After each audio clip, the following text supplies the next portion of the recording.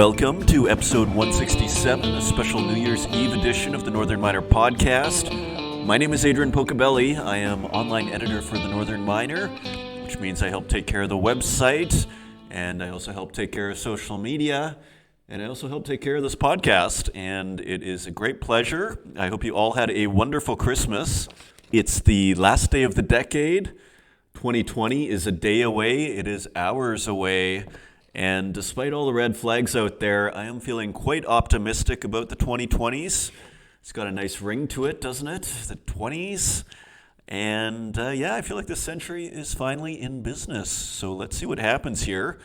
And speaking of the future and what is happening and in business, today we're going to feature Nathan Stubina, who is Sherritt International VP of Technologies and Operation, who delivers a quite critical view of the state of innovation in the mining industry. Keep your skin thick on this and keep your sense of humor because Nathan Stubina doesn't really pull any punches here, and he has a quite critical view of the industry and its relation to innovation. I think it's worth listening to what people have to say because maybe he's right. So let's listen to Nathan Stubina, and I think we can all handle that, and maybe we can learn from that. So that is coming up, and so it's going to be another very interesting show. This presentation that he does is called Some Inconvenient Facts, Some Inconvenient Perceptions.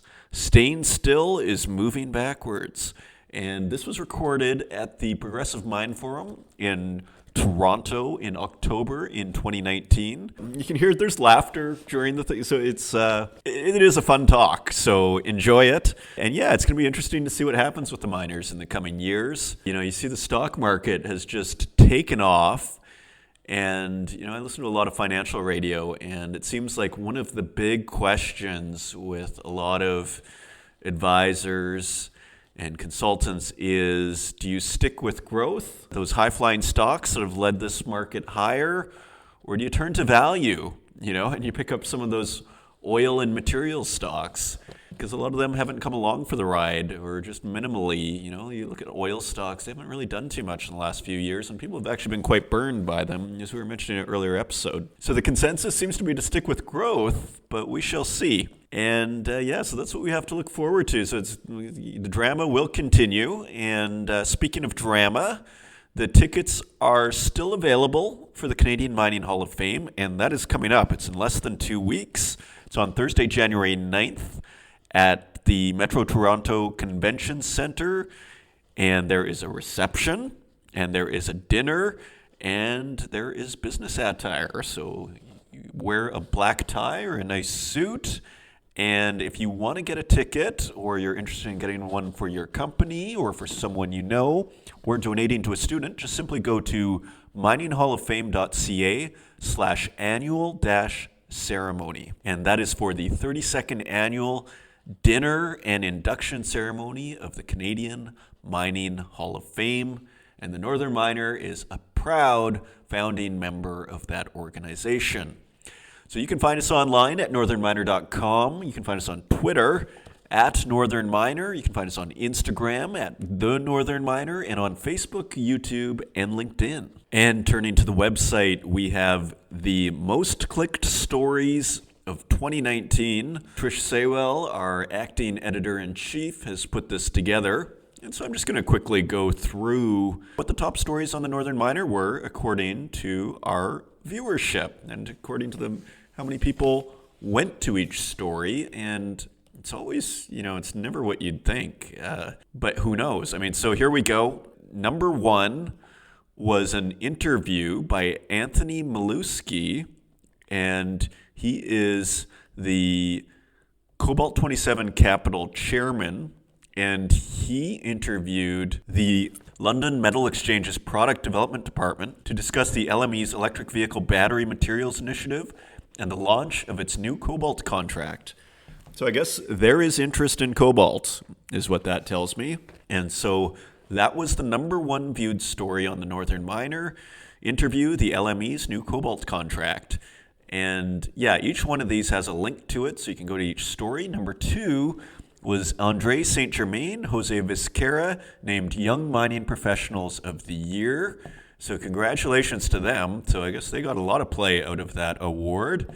And it looks like the Young Mining Professionals are doing quite well. And that award was presented in association with the Northern Miner. And that award is to, quote, recognize two young mining professionals, a male and a female, who over the past year and during the course of their careers have demonstrated exceptional leadership skills and innovative thinking to provide value for their companies and shareholders, as well as for themselves. And it also says here that nominees were under 40 years of age in 2018 and active in some aspect of the mining industry anywhere in the world. And voting on a selection of nominees was held in January by a committee representing YMP branches and the Northern Miner. So moving on to number 3, Taiga Gold, SSR Mining report visible gold at Fisher. So yeah, it looks like just a typical mining story. Looks like that got a lot of play. So that's Taiga Gold. And moving on, number 4, AME Roundup, Rio Tinto on the lookout for BC porphyry deposits. That also got a lot of play. I guess Rio Tinto is a pretty huge company, so if they are looking for stuff in BC, I guess that gets a lot of attention. Number 5, Monarch Gold targets multiple projects. That is by Trish Saywell. That came out on March 18th, 2019. Yeah, I guess people are following Monarch Gold quite closely. It says that Rob McEwen is also an investor and holds 5% in the juniors. So yeah, Monarch Gold. And they're based mostly in Quebec. Number 6 is Sol Gold's Nick Mather, who is the Mining Person of the Year for 2018. So that was announced on February 27th, 2019 by John Cumming. And yeah, so Nicholas Mather, President and CEO of Australian Juniors Sol Gold, is the Northern Miners Person of the Year for 2018 in recognition of his role as the driving force behind the wildly successful grassroots team that has drilled off the world-class Alpala gold-copper deposit at its Cascabel project in Babura province in northern Ecuador, with potentially many more discoveries to come in the region. Yeah, so Ecuador. Always love to go back to Ecuador. I always have a special eye for Ecuador. So that is number 6, is the Person of the Year, Mining Person of the Year. Number 7, commentary, innovation is needed in processing of battery raw materials. And this came out in July. And this is a contribution by David Anonichuk, Jane Spooner, and Reiner House. And yeah, more battery materials. Remember, cobalt was at the top of this list. And now battery raw materials processing and innovation is right here at number 7. So isn't that interesting? So there is definitely a focus on battery metals this year. Number 8, American Pacific grows Tuscarora property near Elko, Nevada. I actually went on a site visit, I think back in 2013, to what used to be the guys who are with American Pacific right now used to be with a small junior called Western Pacific. And yeah, I visited their project way back when. Geologist Eric Sanderholm, who I remember well, and venture capitalist Warwick Smith, who's a very nice individual. They are still at it, so good for them. And they're getting attention, as you can see, at number 8. And at number 9, we have a commentary celebrating a century of mining at Yukon. And that is by Ann Turner and Lindsay Wilson, who another contribution. And you have a very nice photo there. And yeah, so we see 100 years of mining in the Yukon. And finally, very tragic story, the tailings spill at Fayao is Vale's worst yet, with 84 dead and 276 missing. That was written by John Cumming on January 30th, 2019. It was an editorial. And yeah, that was a very devastating, tragic event. And yeah, that was the number 10 most popular story on the Northern Miner. So take a look. You can click on all the links there. Yeah, so it's always interesting to see what people really care about on our website.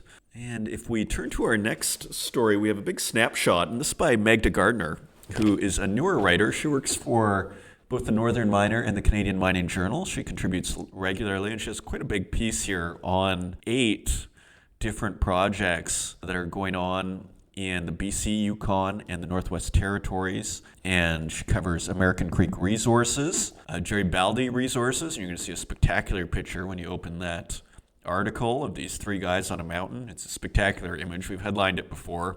I almost headlined it again, but I thought, I'll give it a little more time before we do that again. GT Gold is included, and there is Metallic Minerals. And what else? We have Nighthawk Gold is covered, and Seabridge Gold, and their massive KSM deposit, which is in BC's Golden Triangle. Skeena Resources, and their SK Creek property, and there's Stratabound Minerals. Lots of really nice pictures here. That is all covered in our current snapshot, which is our current headline. Snapshot, projects to watch in BC, Yukon, and Northwest Territories. In a very sort of season's greetings kind of picture there, we have a Skeena Resources drill rig at their SK Creek gold project, surrounded by all these pines and mountains. It was a pleasure to put that picture up. I thought it just perfectly just said season's greetings from the Northern Miner when you load up that page. So that is also on the website. And also we have this great story by David Perry, White Gold Keeps on Discovering. That was published on December 27th, and he's talking about Sean Ryan's White Gold Company, and they're in the Yukon, and they are a really interesting organization. I'm just going to read a little bit about that. Sean Ryan's White Gold has data from more than 400,000 Yukon soil samples, but one collected in the 2019 field season stood out by an order of magnitude. It actually kicked at over 100,000 parts per billion gold. Ryan said that's right off the Richter scale for the ICP machines. We said the machine's broken. So they tried it again and again and again. Then we decided to fire assay it to see how far it goes past 100,000, which is 100 grams gold per ton. When they flashed it through the fire assay, it was 113 grams. So they're finding some very impressive grades through soil sampling. Now, that's kind of what I find interesting about this story is how it looks like they're really trying to save money by using multiple ways of looking at the deposit or potential deposit. I'm going to read a little bit more of this later in the article. Unlike many juniors, White Gold will not, quote, throw money around like a machine gun, quote, and rush into expensive diamond drilling campaigns before properly understanding a target, Sean Ryan says. The company relies on innovative and economical techniques such as soil sampling and RAB drilling to identify and flush out targets. And this is a quote from Sean Ryan. This is the only game where the norm is to fail. The only way to de-risk a project from failure is to do it right. Exploration is not about geology or geophysics or geochemistry or structure. It's about all four of those working together. You throw the sciences at it, he says. It's like trying to drop the black ball in a pool game. You have to set your shots up. Very interesting, I think. I think this actually, what Sean Ryan is doing is kind of a nice contrast, actually, to what we're going to hear in our feature presentation, which is that people are doing the same old thing, not at White Gold. Continuing here, White Gold will only use a diamond drill once it's confident it knows where to point it. Quote, I don't want anybody wasting money on our ground. Continues, Ryan says this method is based on what the major mining companies did in their exploration departments when he started in the industry in the late 1970s. And he says discoveries like the Vertigo prove it works. And we have a quote about Vertigo from Sean Ryan. Vertigo was found under everybody's noses. There are roads going through there everywhere. They've been mining that creek for almost 120 years for placer gold. And here we're finding these new high-grade chutes right off the road. We found 4 new ones right on the road within 50 meters. And it continues. So very interesting. I love the creativity really that they're bringing to their project and to their business. And here we have Guy Gosselin, Agnico Eagle's Senior Vice President of Exploration, saying he is pleased with White Gold's accomplishments and its, quote, exploration recipe. And here's a quote from Gosselin. They have designed and adapted their method to be extremely efficient in the part of the world they are working in. They cover a lot of ground and generate new targets at a very reasonable cost. Ryan says the White Gold District has the potential to become a major gold mining camp. Yeah, and it goes on, and there's a lot more very, very interesting stuff in this article. So you can find it on northernminer.com. That's by David Perry, and he is our content supervisor and also a great writer. And finally, you might remember Nevada Copper from our sponsored interview that we did the last 4 episodes, and there's actually a news item from Nevada Copper. They have shipped their first copper concentrate from Pumpkin Hollow in Nevada. And the first copper concentrate has been shipped from Nevada Copper's Pumpkin Hollow project in Nevada to the company's offtake partner, Concord Resources. And production at the Pumpkin Hollow processing plant started on December 16th.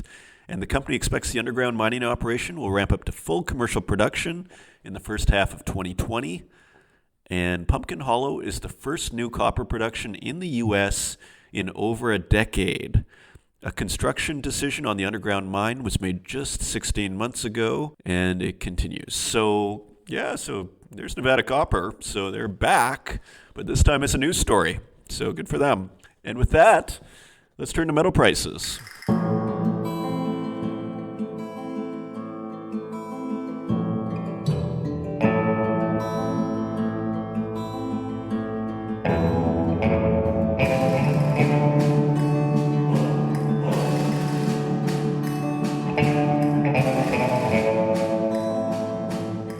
Turning to metal prices for the final time this year, and if you ever want to find these, just put in InfoMine and metal prices into Google, and this will be the first page that shows up. And on December 31st, gold has broken through $1,500 to $1,522.61.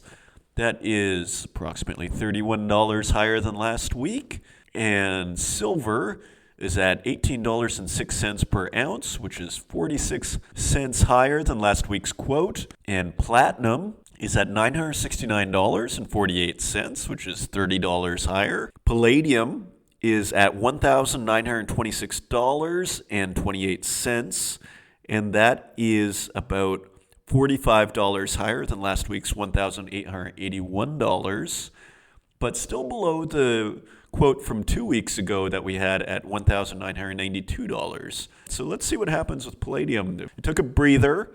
Now it's climbing back up. Will it break its previous high is the next question, I think. And taking a look at our industrial metals, quote on December 27th, copper is at $2.82 per pound. That is 3 cents higher. Aluminum is at 81 cents per pound, and that is 1 cent higher than last week.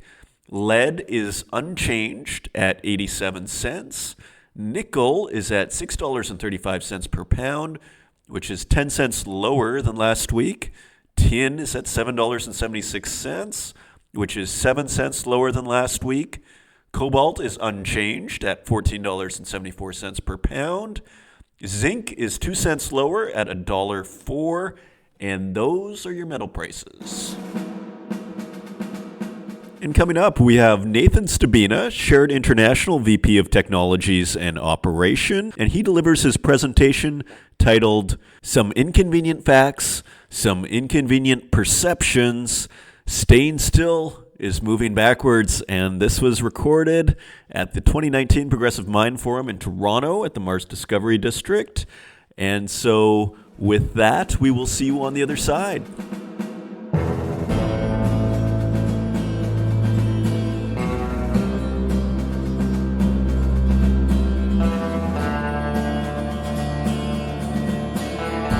I'd like to introduce our next speaker, Nathan Stubina. We were honored to have him speak at our very first Progressive Mine Forum. Back then you were with McEwen Gold. So here you are in your iteration with Sherritt International. Dr. Stubina joined Sherritt as VP of Technologies in November of 2018. As mentioned, prior to that, he was Managing Director of Innovation for McEwen Mining. He has 30 years of international industrial experience. He's also worked at various major mining companies, including Barrick, Noranda, and Falconbridge. Nathan, please. There was an article on LinkedIn, it's a woman, Vanessa Versha, and she kind of summarized the way I look at the industry. You know, they, we, us think that just talking about the problem is enough. And you certainly see that just in the couple of months in Toronto. There's smart mining, there's mining IT, progressive mining, mining innovation, and other mining oxymorons like those. They think that technology alone will be the solution, and I'll give a few examples of that. But the third one is, to me, the most important one. What's the right mindset? Do we have the right mindset? And we heard a little bit about the people side today. Claudia mentioned it, and a couple of other people, but we don't really focus on that one. And what does that mean to me? So the question to you is, do you really have the culture in your organizations to move the industry forward? So, what's culture? Culture is the way we do things when nobody's around to see what we're actually doing. So that's my question to you. Do you have one person like me that goes around, talks about innovation? Or if you go down to your mine site and you have a 60-year-old mine manager who hasn't had an original thought in 60 years, is that the culture? And who are the people following? Someone in Toronto or someone at the mine site? I like this quote: a company can only be as innovative as the collective capacity of the people who make up this ecosystem. Sometimes I get the audience to vote, and this is not an exhaustive list. These are just things I've put up. So, which of these do you think will move the mining industry forward? So, rising number of mining companies are embracing blockchain, digitalization of the mining, genomics and mining. Maybe Leslie will talk about that one.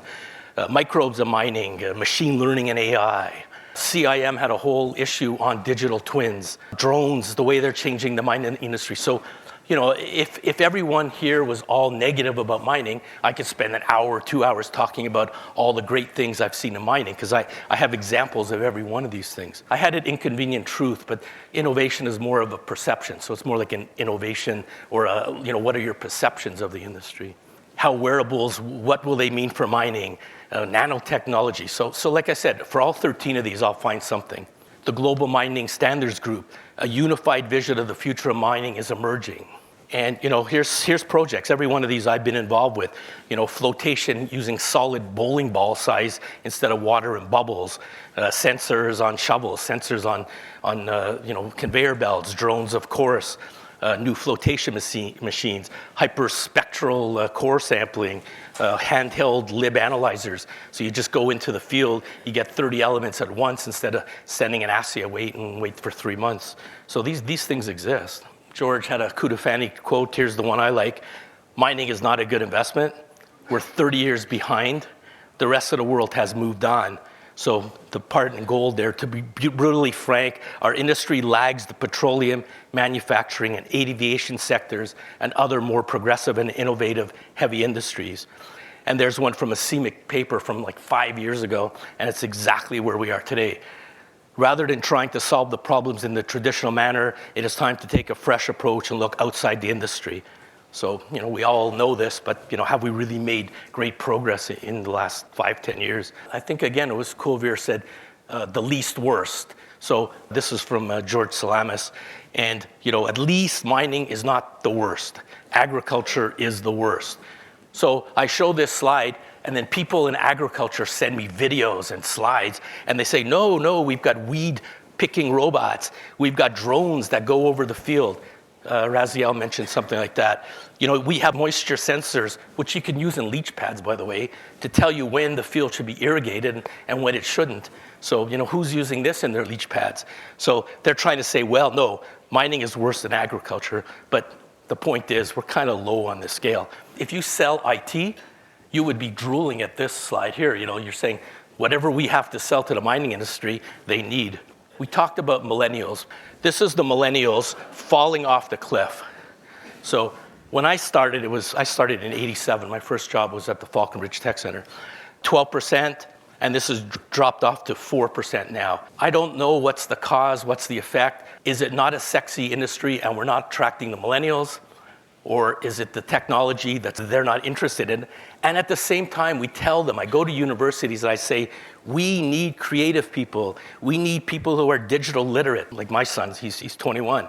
Data analytics, strong history in gaming, robotics, sensors, everything we've talked about and we'll be talking about. We tell them, we need you, but they're shunning this industry. Honestly, I also go to high schools, to elementary schools, and this is the perception. I'm not sure how much Kool-Aid the people here have been drinking today, but this is the perception. And there's actually a new show called Gold Rush. So, there's a bunch of yahoos up in Alaska dredging through water, rivers, so either they get that impression or they think we're actually on mules and pickaxes. Barrick Gold didn't make 6 million ounces of gold on a mule and a pickaxe, but, or this nostalgic, panning for gold type of thing. And then you have, I don't know, you don't see a lot of people demonstrating in downtown Vancouver and, who want mining. It's like, without gold, I can live. Without water, I'll die. No to mining. So this is what people are saying. Imagine if Apple, every time you turned it on, said, all the metal didn't come from mining, or mining stinks, or something like that. So Apple, no mining. They don't know when, and they don't know how, and they don't know if, but that's the vision, no more mining. This is true. If you Google the 20 worst jobs in the world, you'll get something like this, So you can tell your grandmother, I'm going to be a miner. And she says, no, can't you be a Portaloo toilet cleaner instead? We picked enough on Valley, so, it's similar here. Hundreds of people dead and so forth. So we won't go on that. But, you're building tailings dams. I have a list. I think I read it, maybe even in Northern Mining, 18,000 tailings dams around the world. I have a list of 60 that have given way in the last 30 years. So every 6 months for the next 18,000 tailings dams, you're going to be seeing stuff like this. 10 years ago, it would have been hidden somewhere. Now within 5 minutes, it's on YouTube and Facebook, and everybody will see something like that. This is the phone. Somebody said driving their phone. I moved to Toronto about 10 years ago, and this was the phone I had. So technology is exploding on this exponential, super exponential way, and yet organizations tend to think about linearly or logarithmic. So eventually this gap gets big enough and something happens. And I'm waiting for that something in mining to happen. And like I said, there's all kind of things we could grasp onto, but this is what I'm waiting for. I started in '87. It took about 3 years, 5 years to get something into production. Now we're measuring things in the 3 decades. So by the time you discover something and the time you put into production, maybe you'll get it done in 30 years. I don't know about you, that's not a great investment. My son's investing in Litecoin. He can't afford Bitcoin. But when I show him something like that, he'll take his chances on Litecoin. And exploration, 10, 20 years, study years. So you're in the decades now. We got to do better. And it's not a question of using, AI and gold spotter and hyperspectral to find the stuff.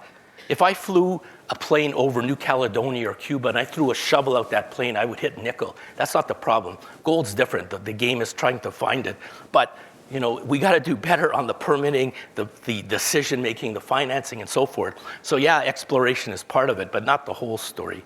I know you all know this, but I tend to be more visual than most. So, this is the grades are declining, and this is gold. And, we were in the 50, 10, 5. Somebody mentioned 0.7. That's where we are now. And we're not on that flat part on the curve anymore. We're on this asymptotic part. So the amount of energy, the amount of water, the amount of earth moving is going up. Eventually you're getting to the point where what made sense on the flat part of the curve is not making sense on the top part of the curve. Staying still is moving backwards. So, what made sense in 1950, you're now approaching that zero. You better do something different or you're going to be moving like 0 meters per day. I calculated these odds. I thought this was interesting. So, about 1,000 to 1. The odds of betting $1 million on double green, and then if you won, betting it again on double green, those are better than these exploration results. And then you got to wait 30 years. Guy Desharnais had the same thing, 3,000 projects, 3 projects making it to the end of the pipeline, so, 1,000 to 1. Whatever numbers you like, you're in that range. So my questions to you, are we working on the right things? And are we asking the right questions? There's New York City 100 years ago, and then, we got too many horses. You can see the calculation up there. And then, we ended up with where we are now. So some people here think we're at the bottom. And let's play along with me. Let's say we're in the top corner. And someone comes to you and says, I have a sensor, and I can tell how happy the horse is. I can tell when the horse is hungry. And I'll say, okay, I need one of those. Someone else has a Paytech puck. They can track all my horses. Someone else could have a drone. Someone else could have robots picking up horse poop. We can optimize this as much as we want. But let's say we're there, and the rest of the world has moved on. If you're in finance, you hate this quote. We talked about Harvard before, so I added this Harvard quote. Professor Clayton Christensen, he has some great YouTube videos. He believes that the pursuit of profit, as calculated by any ratio, IRR, cost benefit, whatever, is killing innovation. This type of fundamental thinking is wrong. Now, what does he actually mean by that? It's because when most people look at it, they're looking at the difference between A, the project you want to implement, and the baseline. But what we should be looking at is that C. If we do nothing, we fall further and further behind. So we should be looking at the difference from A to C. But when you do all these calculations, people only assume A to the baseline, and a lot of projects just don't get funded. If you're in the back of the room, you can't read this, but you can guess where I'm going. Which one do you think is the mining innovation dollar spent? And in fact, over the years, it's gotten lower and lower. And one of my previous bosses, who you mentioned before, he said something like, exploration is the R&D of the industry. No, it's actually not exploration. It's sort of sustaining. It's good to find more gold, but you really do have to put some money into new products like Paytech or what Shelby was showing before. And if the industry isn't, luckily other people are. But you could see we're quite low on the innovation scale here. So we're quite good at this continuous improvement and making changes. But eventually you get to the point. Actually, there's the Apple. Somebody mentioned Apple before. There's the first Apple I. It had no keyboard, no screen. If you were lucky, it played tic-tac-toe. And IBM laughed at this thing here. Like, well, who would want this? I like this one here because, like I said, I'm visual. So this is how much earth you have to move to make a 1 ounce gold loonie-sized piece. Now, 1 gram per ton, it was actually 0.8. Strip ratio of 5 to 1, it was actually 8 to 1. And after all that, you recovered 65% of the gold. So 1/3 of all the gold that you ever found, crushed, moved, leached, is still sitting there somewhere. So this makes no sense to me, and I'm sure it makes no sense to anyone outside of this room, but it makes probably perfect sense to almost everyone inside this room. So I got to move 6 million grams of earth to make 1 gram of gold, and I'm recovering like 2/3 of that. Just makes no sense to me. By the way, gold is the most useless of all the metals.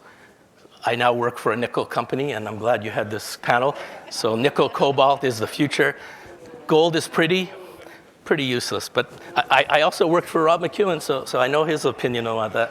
Okay, here's one of my inconvenient perceptions. I'll call it an inconvenience truth. There's a truck.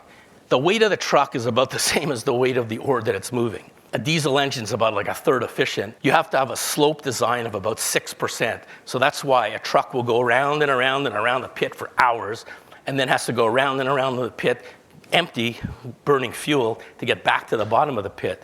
I'm not sure that my daughter works for Dyson, so if I went to James Dyson and I said, hey, this is what mining's doing, I'm sure he'll say, like, no, you're joking. Who would design this? I found this interesting. If you take trucks and you put an AI module on it, it optimizes the path, and all the trucks follow each other. So if you have 20 trucks following exactly the same path for days and days, you get big ruts in the road, and then the axles break. But the people who designed that hadn't really thought of that. But if AI was so smart, it probably should have figured that out on its own. So now they have to add a little error where, like a human driver doesn't follow the same path, so you don't get this problem. So they put in a little error so it kind of shifts itself a little bit. I thought I was the only one who thought this way, and then I saw this, there was something on LinkedIn. So we're trying to attract the millennials. We want the millennials. They're shunning the industry, and then BHP and all of their ads have big trucks. And this ad said, mining is marketed as dirty and dull. You think of BHP and its ads, and they're all about trucks and high-vis gears. So mining is all of that. There's something. Like I showed this one before. People who like trucks are 5-year-old kids, mining engineers. That's about it. I like this quote.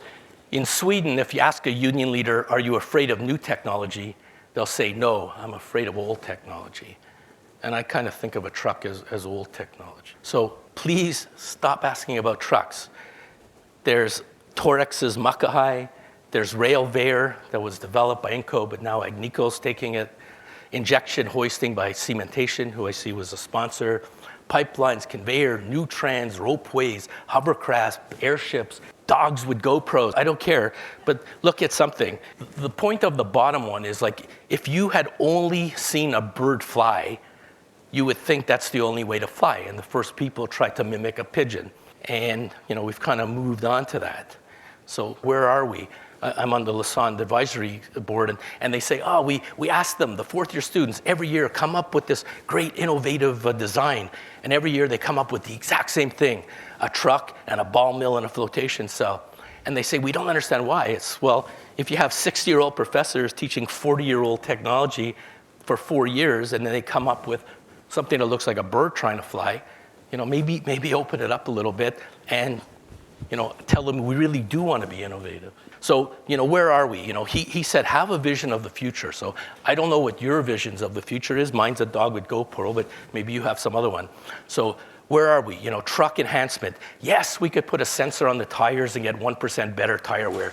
Yes, we could stick an electric battery instead of a diesel engine. Yeah, that's fine. We're on the short end here. Truck enhancements, follow the trucks with GPS. But if you look around it, we're going to laparoscopic mining. Just go for that 1 gram of gold and leave the other 5,999,999,000 behind instead of moving all that earth. So people are looking at it, in situ leaching, in situ recovery. You don't need to ventilate, you don't need to dewater, you don't need to haul, you don't need to hoist, you don't need to crush, you don't need to grind.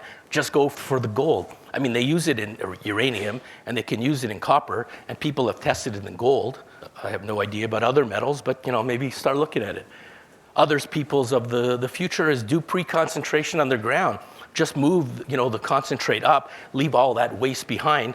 And, there are companies, Gecko, the Python system, that are looking at these. But, there's more than one way to get your gold out or whatever metal you want. This shows where we've moved, the pendulum, where it's moved in the time I've been in the industry. Someone once told me, don't say you've been in the industry 30 years, because that just makes you sound old. Stop at 20, 20 plus. Nathan has 20 plus years, and then that's a good number. Anyway, so I started in 87, and every major company, I started at the Falconbridge Tech Center, Noranda had a tech center, Placer Dome had one, which was bought by Barrick, and now was just shut down because someone decided they'd rather have the tens of millions of dollars of land in downtown Vancouver than the billion of NPV that it generated by developing Pueblo Viejo, Alcan Research Center. All these are shut down. So we were forced to go from in-house to all the way to the crowdsourcing and consortia and so forth. And there's all kind of examples in between, not necessarily mining. Nobody wants to be that first penguin, jumping off the cliff, because there could be a whale underneath. Who knows what's in the water. Everybody wants to be the second, third, fourth penguins. And I hear this all the time, like everybody wants to be first to be second. So, take the risk, be that first penguin. Maybe there's no whale there. So I'll leave you with this, one of my favorite quotes. The best time to plant a tree was 20 years ago. The second best time is now. Thank you.